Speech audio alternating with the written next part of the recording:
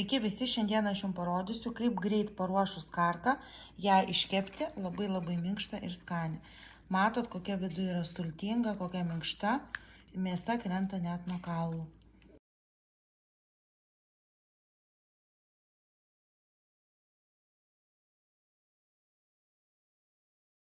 Tai pirmoniai reikia pasiruošti prieskonius karkos ištrinimui.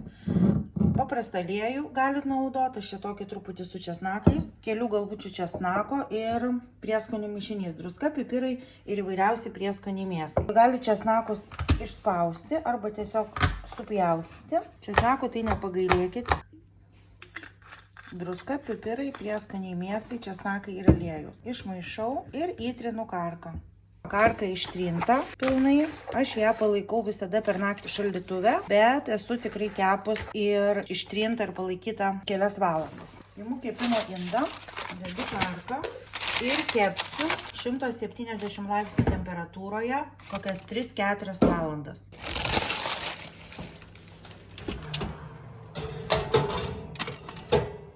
Ir sumažinu temperatūrą iki 170. Karka kepė, matot kaip ilgai, beveik 4 valandas. Aš išimu ją, jinai jau yra minkšta. Ir ką aš dabar darysiu? Aš ją perdėsiu į blėką ir dar kepsiu kartu su daržovėm, kurias susipjausčiau ir pasiruošiau, kol jinai kepė.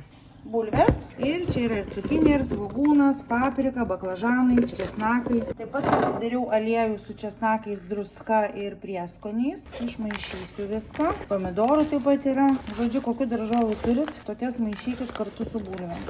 Ir padažas česnakai, aliejus ir įvairius prieskoniai. Pipirai, mėsos prieskoniai, paukštienos prieskoniai, visi prieskoniai tinka.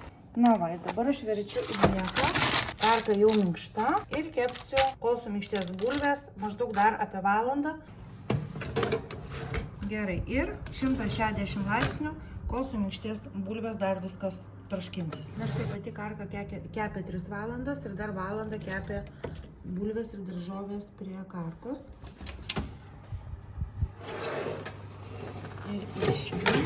Jinai yra be galo minkšta ir daržovės įvairios, kokios tik tai turit, per valandą iškepu. Kaip ir sakiau, karkos neverdu, neapverdu, tiesiog žalią ją išmarinuoju ir žalią kepu. Ji gaunasi labai sultinga ir tikrai labai minkšta. Labai skanu su krienais ar krienų padažu, tai puikus patiekalas ir kalėdų stalui, ir Velykų stalui, ir kitom šventėm. Skanaus!